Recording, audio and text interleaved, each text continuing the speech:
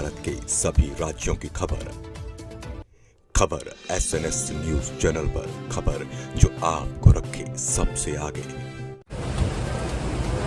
सूबे के deputy CM Keshav Prasad Maurya 2 दिवसीय कार्यक्रम पर प्रयागराज पहुंचे, जहां पर उन्होंने कई कार्यक्रम में शिरकत की। जिसके बाद सर्किट हाउस पहुंचे, जहां पर उन्होंने मीडिया से बातचीत करते हुए वैश्विक संकट पर प्रधानमंत्री जी की अपील का समर्थन किया है। उनका कहा है कि पूरा देश प्रधानमंत्री जी की बात मान रहा है और कार्यकर्ता भी लगातार अपने वहां की संख्या घट रहे हैं। तेल कैसे बचाया जाए, इस पर मंथन किया जा रहा। विदेशी मुद्रा कैसे बचाया जाए, इस पर भी मंथन हो रहा है।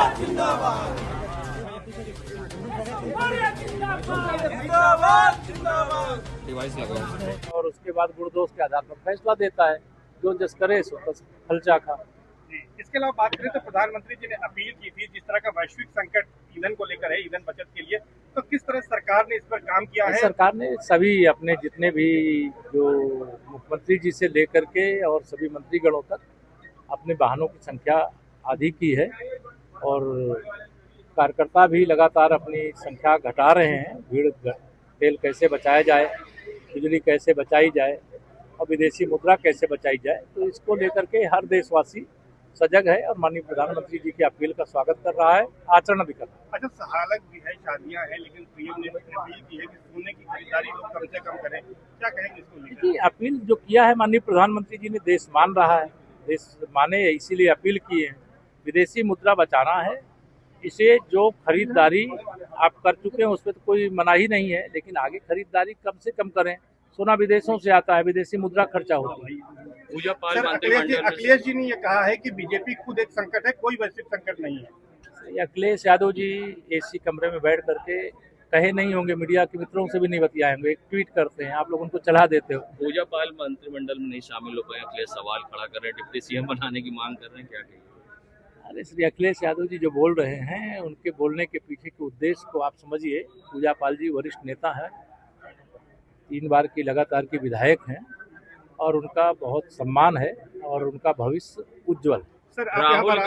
राहुल गांधी नीट की परीक्षा में छात्रों ने आत्महत्या की, कह रहे हैं सिस्टम के द्वारा की गई हत्या है। ये दुर्भाग्यपूर्ण है। कहीं पर इस प्रकार की नीट की परीक्षाओं में कभी भी इस प्रकार के लीकेज होते हैं तो वह निश्चित तौर से जो बच्चे उसकी तैयारी कर रहे होते हैं उनको कष्ट होता है, लेकिन आने वाले समय में सरकार ने कुछ कदम बड़े उठाए हैं और ये पेपर एक स्थान से दूसरे स्थान पे जो भेजने की प्रक्रिया है उसको खत्म करेंगे। वो ऑनलाइन परीक्षाएं होंगी। बीजेपी पश्चिम बंगाल चुनाव के बाद एक प्रशिक्षण के शिविर के कार्यक्रम आयोजित कर रही है हर जगह पर।